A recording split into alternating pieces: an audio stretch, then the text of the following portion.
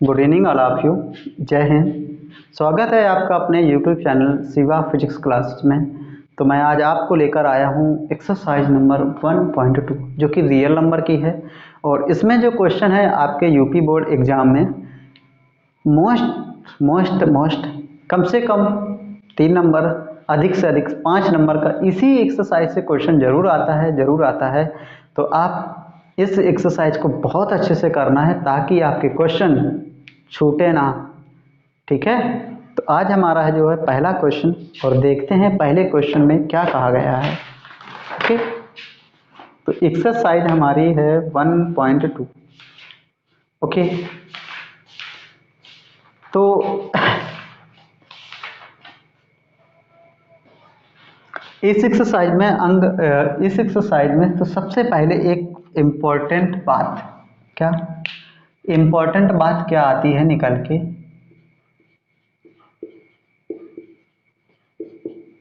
Important क्या रहने वाला है, तो सबसे पहले इम्पोर्टेंट रहने वाला है, हमसे 1 नंबर में पूछता है अंक गणित की आधारभूत प्रमेय। ये जरूर आता है भैया, अंक गणित की आधारभूत प्रमेय क्या है। ओके, ये हर बार मतलब कहीं ना कहीं सेट में आपको, अब अगर आप 2023 में क्लास 10th का एग्जाम देने जा रहे हो तो ये आपको जरूर मिलने वाला है, पक्का मिलने वाला है, 1 नंबर का जरूर आएगा। तो इसको आपको देखना है। इंग्लिश में बोलते हैं इसे the fundamental theorem of arithmetic. Fundamental theorem of arithmetic क्या बोलेंगे? Fundamental fundamental fundamental theorem of arithmetic.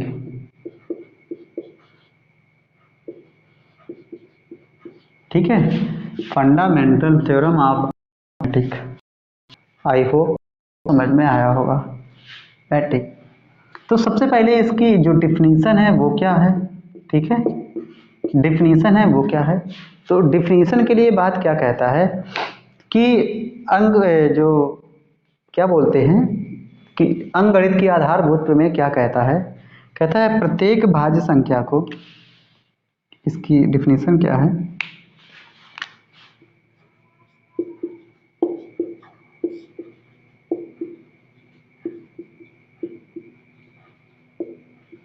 प्रत्येक भाज्य संख्या को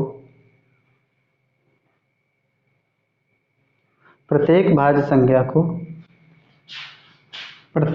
संख्या को अभाज्य संख्या के गुणनखंडों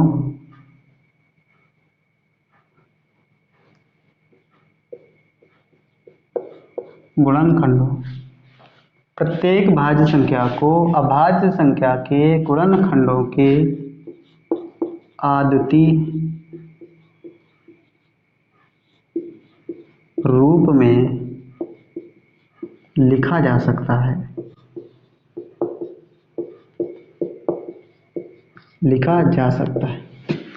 मतलब अंकगणित की आधारभूत प्रमेय क्या है कि कोई भी अगर भाज्य संख्या है उसको अभाज्य संख्या के गुणनखंडों के आदती रूप में लिखा जा सकता है। आदती रूप से मतलब ये होता है कि फैक्टर जब भी हो या तो असेंडिंग ऑर्डर में हो या डिसेंडिंग ऑर्डर में हो, दोनों बातें चलेंगी।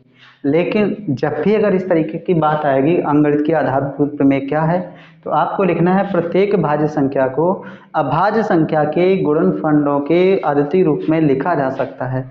जहाँ से आदती का मतलब यूनिक होता है। यूनिक वर्ड से लेना देना क्या है कि यूनिक वर्ड क्या है।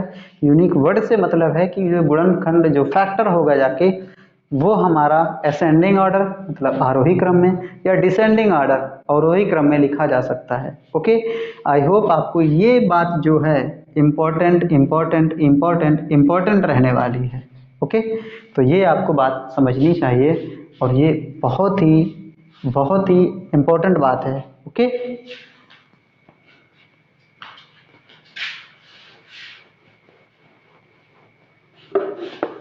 तो ये हमारा एक नंबर का इम्पोर्टेंट था। अब हमारी एक्सरसाइज फर्स्ट है और एक्सरसाइज फर्स्ट में पहला हमारा क्वेश्चन है। पहला हमारा क्वेश्चन है, क्या कहता है देखिएगा। तो पहला हमारा क्वेश्चन है, हाँ, कह रहा है कि यदि HCF 13 और 169 का HCF कह रहा है, संख्या लिखी है 13, 169 का जो HCF है, सॉरी HCF है वो 13 है। ठीक है, HCF कितना है 13। दो संख्याएं 26 और 169 का HCF 13 है। तब कह रहा है एलसीएम 26 और 13 का एलसीएम बताइए। 26 और 169 का एलसीएम कह रहा है कितना होगा जाके। ठीक है, 13 और 169 का कुछ गलत हो गया, सॉरी यहाँ पे 26 है, वही तो गलत हो रहा है 26। और हमसे कह रहा है कि फाइंड द HCF ऑफ, हमें यहाँ से 26, 169 का 26 और 169 का एलसीएम बताना है। ठीक है, तो एलसीएम के लिए आप यहाँ क्या करोगे, एलसीएम हमें निकालना है किसका, 26 का और किसका 169 का। तो इसके फैक्टर करो जाके। 26 के फैक्टर क्या होंगे, 2 गुणा 13, और 169 के फैक्टर क्या होंगे, 13 इंटू 13। तो 2 तो एक बार है, हो गया। 13 हमारा एक बार है, जो दोनों कॉमन है, फिर एक 13 कॉमन नहीं है तो उसको भी लिख लिया। 13 कितना हो गया, 169 गुणा कितना 2, तो 2 9 18, 2 6 12, 1 13, 2 1 2 1 3। तो इसका एलसीएम कितना आएगा, 338। तो हमें सबसे पहले 26 से 169 का HCF 13 दिया हुआ था। 26 और 169 का एलसीएम हमसे पूछ रहा था, कोई बात नहीं। एलसीएम हमें फाइंड करना था 13 और 26 का। 13 के फैक्टर किए, 169 के फैक्टर किए, और यहाँ पे हमने दिखा, देखो जो नंबर 2 हमारा था, 13 हमारा एक बार कॉमन था, लिख दिया। 13 हमारा एक बार कॉमन नहीं था तो उसको भी लिखना है। तो हमारी जो नंबर मिली कितनी मिली, 338। ओके, आई होप आपको ये समझ में आया होगा। जब आपको ये समझ में आया है तो नेक्स्ट आगे बात कर लेते हैं। ठीक है, तो ये हमारा फर्स्ट नंबर क्वेश्चन था। नेक्स्ट हमारा है second number question. Second number question में देखो हमसे क्या कहता है, कह रहा है कि संख्या 144 के अभाज्य गुणनखंड, देखो क्वेश्चन लिख देते हैं। कह रहा है संख्या 144 के अभाज्य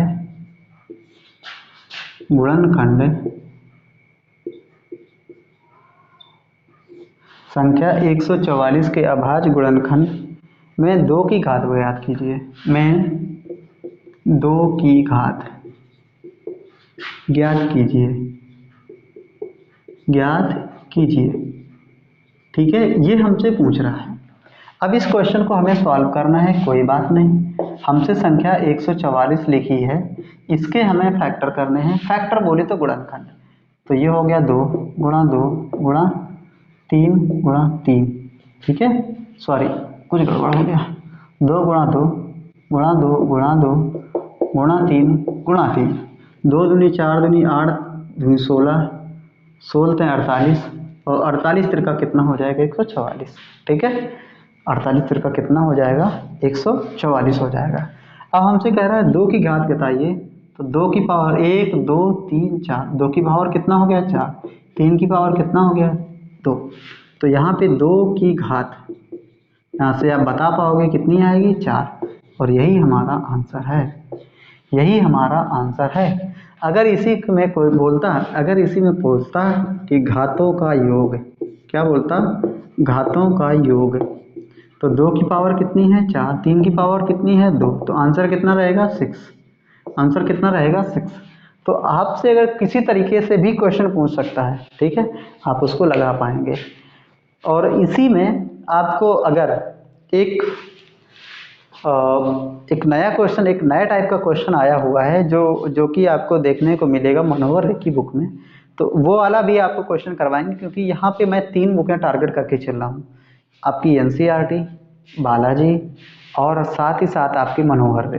ठीक है, तीनों बुकें आप उठा के देखिए, कोई भी क्वेश्चन आपसे छूटेगा नहीं, ये मेरा वादा है। ठीक है, अब कोई भी क्वेश्चन उठा के देखिए, हर एक क्वेश्चन आपसे लगेगा।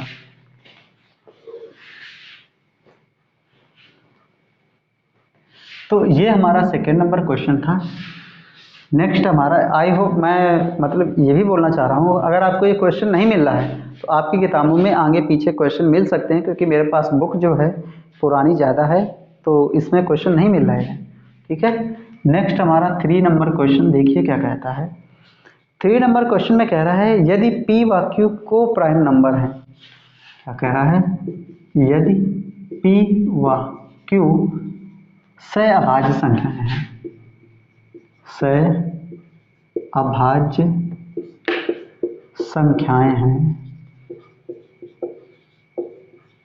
तो ज्ञात कीजिए कि p स्क्वायर व q स्क्वायर, तो ज्ञात कीजिए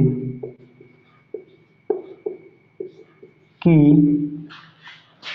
p स्क्वायर व q स्क्वायर सहअभाज्य हैं या नहीं। ठीक है, तो इसमें अगर आपसे ऑप्शन भी बोला जाए, ठीक है, ऑप्शन भी मैं आपको बना के दे दूं 4 ऑप्शन। ठीक है, पहले कहेगा सहअभाज्य है, दूसरे में कहेगा सम है, दोनों संख्याएं सम हैं। नेक्स्ट हमारा कह रहा है नहीं है, नहीं है, नन ऑफ दीज, मतलब इसमें कह रहा है कि विषम संख्याएं होंगी जाके। अब हमें सबसे पहले ये पता होना चाहिए कि को प्राइम नंबर मतलब सहअभाज्य संख्याएं क्या क्या होती हैं। तो सहअभाज्य संख्याओं से मतलब क्या है कि आपको p व q दिया हुआ है, तो सहअभाज्य संख्याएं वे संख्याएं जिनमें उन संख्या के अलावा, मतलब वो संख्याएं तो होंगी ही नहीं कभी जाके, कि वे संख्याएं जिनमें केवल और केवल संख्या एक कॉमन हो, वो सहअभाज्य संख्याएं होती हैं। जैसे मैंने 2 और 3 लिख दिया, कितना लिख दिया? 2 और 3। तो यहाँ पे अगर मैं बात करूँ कॉमन के लिए, कितना कॉमन है? 1, क्योंकि 2 × 1 3 × 1 दोनों का कॉमन कितना हुआ? 1। नेक्स्ट आगे लिख लिया 4 और 5। नेक्स्ट आगे लिख लिया 9 और 11।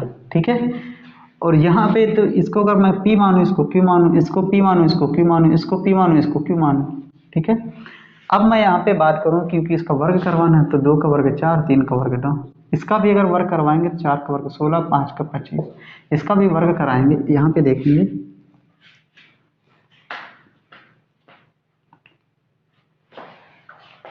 यहाँ पे थोड़ा गड़बड़ कर दिया है, 5 और 7 लेते हैं। ठीक है, यहाँ पे 9 11। ठीक है, तो 5 का 25, 7 का कितना हो गया? 49 यहाँ पे, और यहाँ पे कितना हो गया? 9 81, ये तो हो गया 121। अगर मैं ऑप्शन से मिलाना चाहूँ कि भैया सहअभाज्य संख्याएं हैं, विषम संख्याएं हैं, नहीं है, क्या है क्या नहीं है, अगर मैं सम संख्याओं के, विषम संख्याओं के लिए बोलूँ, तो सम संख्याओं के लिए क्या होता है कि वे संख्याएं जिनमें 2 का भाग पूरा पूरा चला जाए। विषम संख्याओं में क्या होता है? जिनमें भाग 3 का नहीं जाए, सॉरी 2 का नहीं जाए। तो इसमें विषम संख्याओं के लिए चेक करते हैं, इसमें तो 3 का नहीं जाएगा लेकिन इसमें चला जाएगा, तो विषम संख्या तो नहीं हुई। इसमें बात करते हैं 3 का नहीं, 2 का नहीं जाएगा, तो इसमें भी नहीं जाएगा और इसमें भी नहीं जा रहा है, तो मतलब ये तो विषम संख्याएं नहीं है। सम संख्या के लिए जिसमें भाग पूरा पूरा चला जाए, इसमें जाएगा, इसमें नहीं जाएगा, इसमें भी नहीं जाएगा, इसमें भी नहीं जाएगा, तो भैया विषम संख्या भी नहीं है। तो फिर है क्या? सहअभाज्य संख्याएं हैं। क्या है? सहअभाज्य संख्याएं हैं। आशा करता हूँ ये भी आपको क्वेश्चन समझ में आया होगा, क्योंकि क्वेश्चन का जो लेवल है बहुत ही अच्छे तरीके से मेकअप किया है यहाँ पे, जो कि आप क्वेश्चन को देख सकते हो कितना अच्छे तरीके से मेकअप है क्वेश्चन का।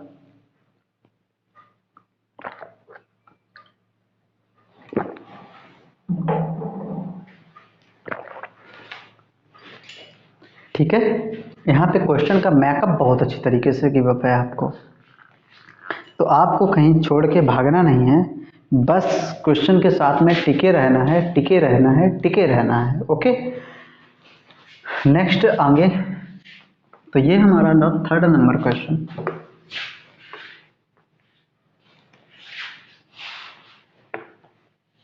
तो नेक्स्ट ये 3रा नंबर क्वेश्चन था। नेक्स्ट हमारा है 4th नंबर क्वेश्चन।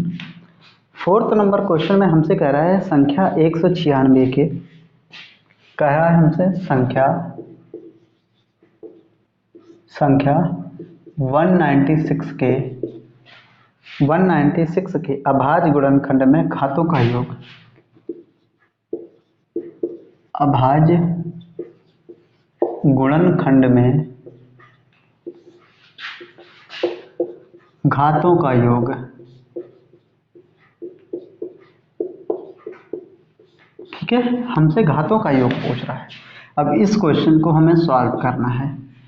संख्या हमारे पास 196 है, इसके प्राइम फैक्टर करेंगे। प्राइम फैक्टर में सबसे पहले 2 आएगा, फिर कितना आएगा, 2 आएगा। देखो 196 को सिंपल सा यहाँ पे लिख लेते हैं, करेंगे तो 2 9 18, 2 8 16, 2 से 2 4 को 8, 2 9 18, 7 से 7 7 49, फिर 7 7 49। ठीक है, ये आएगा हमारा। तो 2 गुणा 2 फिर कितना हो गया, 7 इंटू 7। तो यहाँ से 2 की पावर 2 हो जाएगा, 7 की पावर कितना हो जाएगा, 2। यहाँ हमसे सम ऑफ पावर पूछा हुआ है, मतलब घातों का सम ऑफ पावर। तो 2 प्लस 2 कितना हो जाएगा, 4।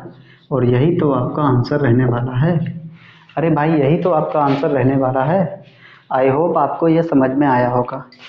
आशा करता हूँ कि जितने भी क्वेश्चन आपके सामने हैं, जितने भी आपको क्वेश्चन दिए जा रहे हैं, ये मोस्ट एक्सपेक्टेड क्वेश्चन जो आपके बोर्ड एग्जाम में आ सकते हैं या आगे कहीं ना कहीं क्वेश्चन आए हुए हैं, उनके बारे में आपको बता रहे हैं। ठीक है, तो ये भी हमारा क्वेश्चन बहुत ही अच्छा था और ये 4th नंबर क्वेश्चन था।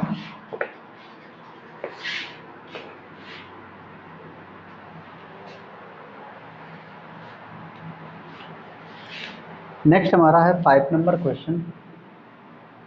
तो 5 नंबर क्वेश्चन में देखिएगा, 5th नंबर क्वेश्चन में कह रहा है कि संख्या a व 18 का एलसीएम जो लिखा हुआ है 36, यदि a व 18 का एलसीएम 36 है, a व 18 का एलसीएम 36 है तथा एचसीएफ 2 है, तथा एचसीएफ 2 है, तो a का मान क्या पूछ रहा है, a का मान। ओके, कोई बात नहीं। तो यहाँ से हमें क्वेश्चन को सॉल्व करना है। क्वेश्चन सॉल्व करने के लिए सबसे पहले हमें बात याद रखनी चाहिए क्या, कि एक फार्मूला होता है। फार्मूला होता है पहली संख्या गुणा दूसरी संख्या बराबर लासा मतलब एलसीएम गुणा एचसीएफ। तो पहली संख्या मानी क्या, a है, दूसरी संख्या हमारी कितनी है, 18 है, एलसीएम हमारा 36 है और एचसीएफ हमारा 2 है। 18 एकम 18, 18 दूनी 36। तो a का मान हमारा कितना आ गया, 4। 2 2 जा 4, कितना आ गया, 4। आई होप, आशा करता हूँ कि आपको ये क्वेश्चन समझ में आया होगा। बिल्कुल सरल क्वेश्चन है, सीधे फंडा बेस्ड है। जैसे मैंने फंडा लगाया, फार्मूला लगाया, क्वेश्चन की आपका क्वेश्चन आंसर आ गया। और ये क्वेश्चन आपको कक्षा 5 4 में भी देखने को मिलता है। तो आपने 4 या 5 में तो पढ़ा ही होगा, बस क्वेश्चन का थोड़ा मेकअप कर दिया है, डायरेक्ट ना देके आपको थोड़ा अलग से घुमा के दिया हुआ है। तो आप इसको भी कर सकते हो। ठीक है,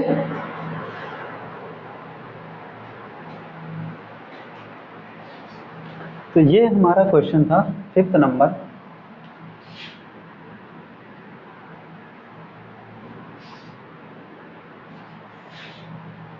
नेक्स्ट हमारा है 6th नंबर क्वेश्चन।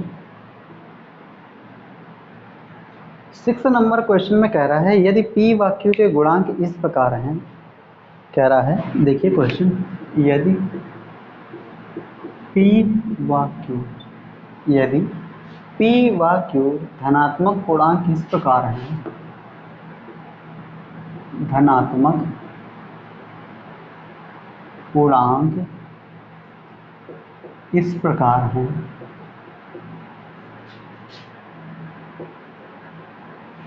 इस प्रकार हैं कि p बराबर a b स्क्वायर, कि p बराबर a b स्क्वायर तथा Q बराबर है A स्क्वायर B, जहाँ P व Q अभाज्य संख्याएं हैं,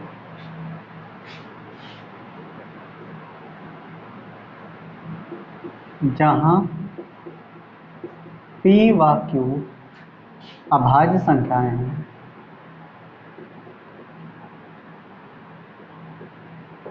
तो एलसीएम फाइंड करना है किसका? P व Q का। ठीक है, P Q का एलसीएम फाइंड करना है। तो यहाँ पे सबसे पहले P बराबर हमें दिया हुआ A square B, sorry A B square दिया हुआ, ए बी स्क्वायर, इसको लिखेंगे A into B into B. Q बराबर हमें दिया हुआ A स्क्वायर B, इसको लिखेंगे A into B. LCM of P and Q, LCM of P and Q बराबर कितना हो जाएगा? ए कॉमन है, कोई बात नहीं, ए नहीं कॉमन है, कोई बात नहीं, लिख दिया उसको भी। बी कॉमन है, लिख दिया बी को। बी एक बार नहीं कॉमन है, उसको भी लिख दिया। तो हमारा ए स्क्वायर, बी स्क्वायर। तो LCM of P and Q कितना हो जाएगा? ए स्क्वायर बी स्क्वायर। कितना रहने वाला है? ए स्क्वायर बी स्क्वायर। आशा करता हूँ ये भी आपको क्वेश्चन समझ में आया होगा, क्योंकि क्वेश्चन में है ही नहीं कुछ यार, बिल्कुल सरल सरल क्वेश्चन है। इसमें है क्या? क्वेश्चनों में कुछ नहीं है यार भाई साहब, कुछ नहीं है यार। ठीक है, तो ये हमारा 6 नंबर क्वेश्चन है, जो कि बहुत ही मज़ेदार क्वेश्चन है। बिल्कुल कुछ भी नहीं ऐसा है क्वेश्चन में जो कि आपके ना हो, बिल्कुल इजी क्वेश्चन है। ठीक है, नेक्स्ट अगली बात करते हैं तो अगले क्वेश्चन के लिए। तो ये हमारा 6 नंबर क्वेश्चन था।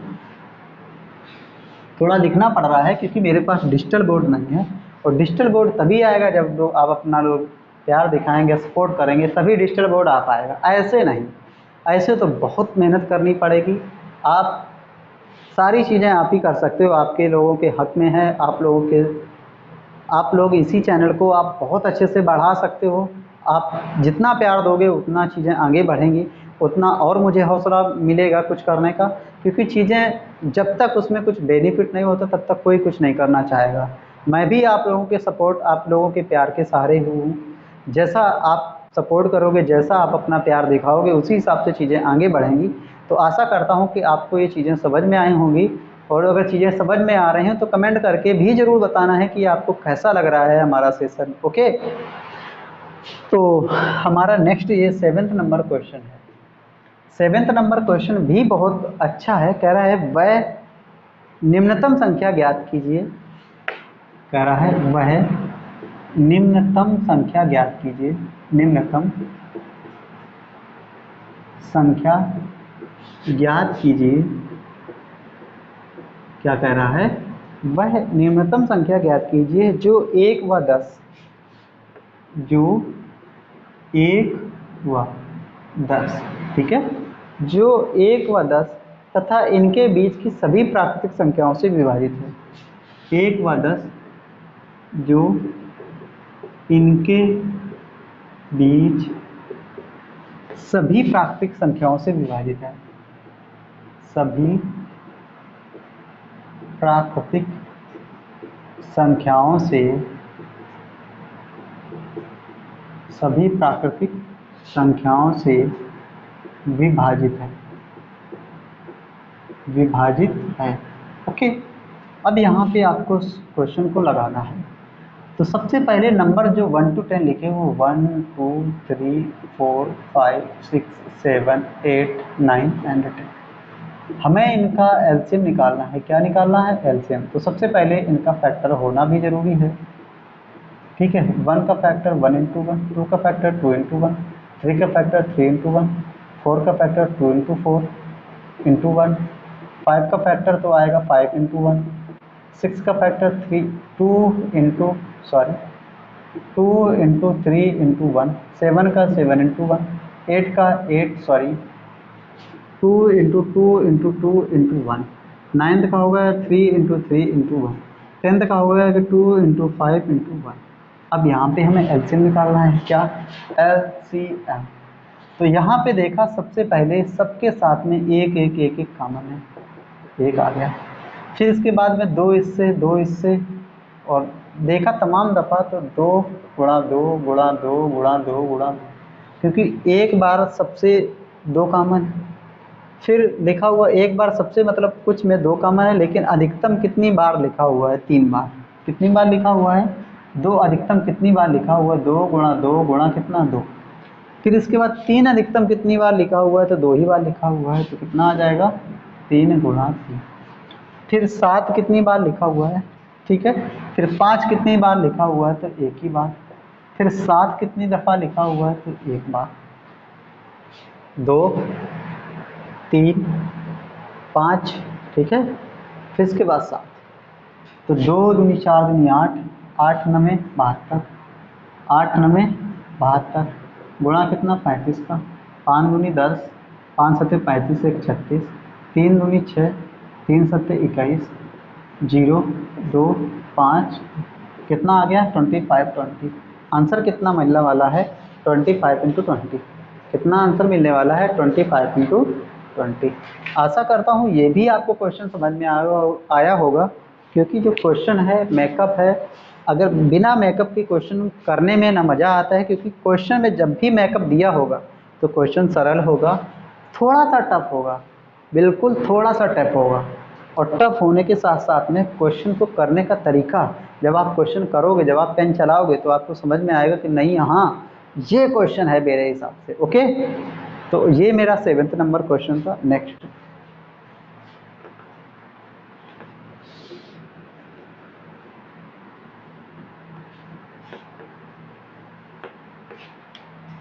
नेक्स्ट हमारा है 8th नंबर क्वेश्चन। और 8th नंबर क्वेश्चन में देखो हमें लिखा हुआ है 2 की पावर 3 इंटू 3 इंटू 5। ओके, 2 की पावर 3 इंटू 3 इंटू 5 एंड 2 की पावर 4 इंटू 3 इंटू 5। और इसमें क्या लिखा हुआ है? 5 इंटू 7। 2 की पावर 4 इंटू 5 इंटू 7 का हमसे कह रहा है LCM बताना है। क्या बताना है? LCM। तो ठीक है, सॉल्व किया। हमारे पास 2 की पावर 3 इंटू 3 इंटू 5 है। इसको लिखेंगे तो 2 इंटू 2 इंटू 2 इंटू 3 इंटू 5, कोई बात नहीं। 2 की पावर 4 इंटू 5 इंटू 7 है, तो 2 into 2 into 2 into 2 into 3 into 5 into 7। ठीक, अब हमें एलसीएम बताना है। क्या? LCM, lowest common factor. 2 3 बार है, कॉमन है, तो 2 गुणा 2 गुणा कितना? 2। एक बार हमें कॉमन नहीं मिला तो उसको भी लपेट लिया, उसको भी लपेट लिया। 3 है, 3 कॉमन कहीं नहीं मिला, उसको भी लपेटा। 5 दोनों से है, कॉमन है, उसको भी लपेटा। 7 नहीं मिला था, कोई बात नहीं। 2 2 2 2 कितनी दफ़ा? 4 दफ़ा। 2 की पावर 4 का मतलब 16। 5 हैं, कितना हो गया? 15। गुणा कितना हो गया? 7, तो 16 हो गया। इधर 15 साथी 105। यहाँ पे मल्टीप्लाई करवाएंगे, 16 पंचे 80, 16 एकम 16। तो यही तो हमारा आंसर है। अरे भाई, यही तो हमारा आंसर है। 16 का मल्टीप्लाई 5 में तो 16 5 80, 16 का मल्टीप्लाई 1 में तो 16 एकम 16, और यही हमारा आंसर रहेगा। ठीक है। एलसीएम हमसे पूछा था, कुछ नंबर दिए हुए थे बांट बांट के, और उसमें पूछा था लोवेस्ट कॉमन फैक्टर, सबसे छोटी संख्या। ठीक है, जब आपसे सबसे छोटी संख्या पूछा था तो आप इसी तरीके से उसको कर सकते हैं। ठीक है।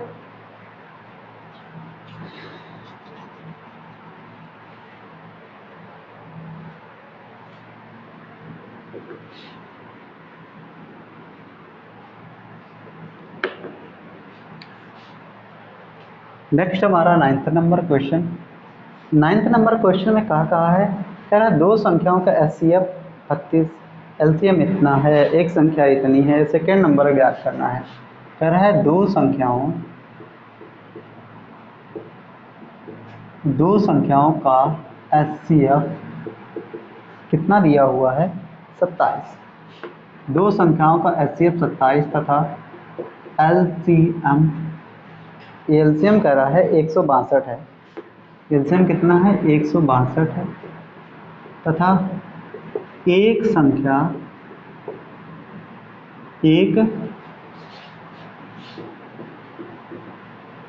कह रहा है एक संख्या तथा एक संख्या, हेलो, तथा एक संख्या 54 है, एक संख्या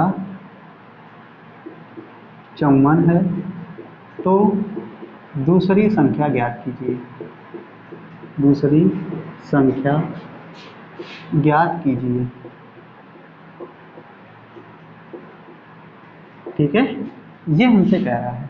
तो यहाँ पे हमें क्वेश्चन को सॉल्व करना है। सॉल्व करने के लिए देखो फार्मूला क्या होता है, पहली संख्या गुणा दूसरी संख्या बराबर मासा मतलब HCF इंटू LCM।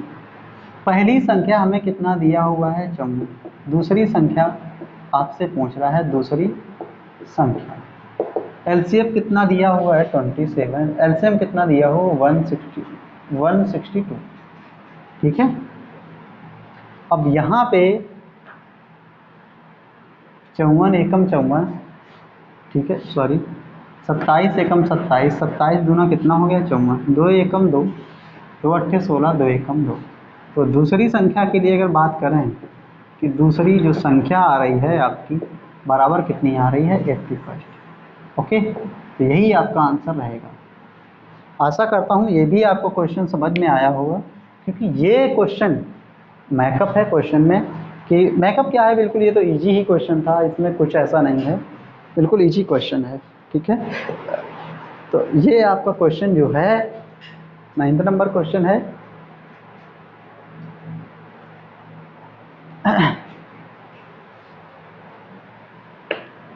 ये तो बिल्कुल सरल क्वेश्चन था, कोई ना।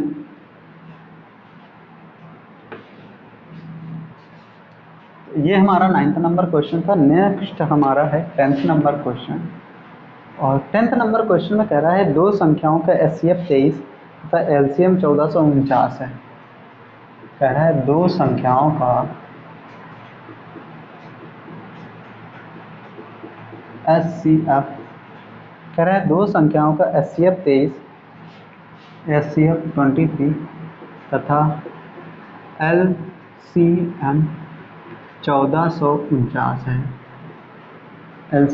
LCM कितना है 1449 है।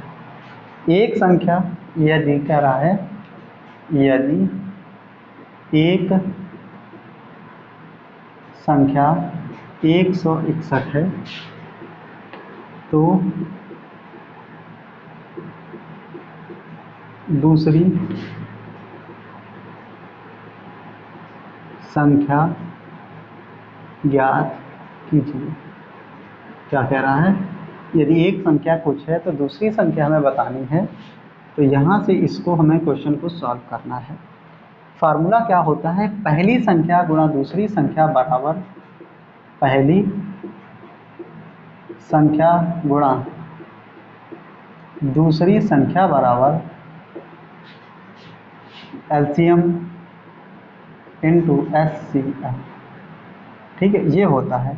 तो पहली संख्या हमारे पास कितनी है 161, दूसरी संख्या हमसे पूछ रहा है, ठीक है, बराबर LCM कितना है 1449 इंटू 23, 23 एकम 23, 23 सत्ते 161, 7 एकम 7, 7 दूनी 14, भाग में 28 बिंदी 7 सत्ते 49। तो दूसरी संख्या हमारी कितनी आ गई, दूसरी संख्या बराबर कितनी आ गई 207, कितनी आ गई 207, और यही हमारा आंसर है, यही हमारा आंसर है। तो आप देख रहे हो कि किस तरीके से जो क्वेश्चन है आपका, किस बिहाफ से, किस लेवल से इस क्वेश्चन को डराइव किया हुआ है। बहुत अच्छे से, बहुत बढ़िया क्वेश्चन है। तो आपको जितने भी आज मैंने क्वेश्चन करवाए, हो सकता है कि आपका 1 नंबर का क्वेश्चन जो आपके ऑब्जेक्टिव जो पेपर आ रहा है उसमें ज़रूर मिले। तो आशा करता हूं कि आपको सारे क्वेश्चन बहुत अच्छे से समझने की अगर आप कोशिश करोगे तो ज़रूर समझ में आएंगे। और अगर आपने प्रैक्टिस नहीं की है तो आप घर पे इन्हीं क्वेश्चनों की प्रैक्टिस करिए। प्रैक्टिस प्रैक्टिस प्रैक्टिस, प्रैक्टिस ही वो पावर है जिसको आप क्वेश्चन जो आप बोर्ड में पेपर देने जाओगे, एग्ज़ाम देने जाओगे तो वहाँ पे आप कर पाओगे। सो गाइस, आज के लिए बस इतना ही। मिलते हैं बहुत जल्दी नेक्स्ट सेशन में, तब तक के लिए जय हिंद।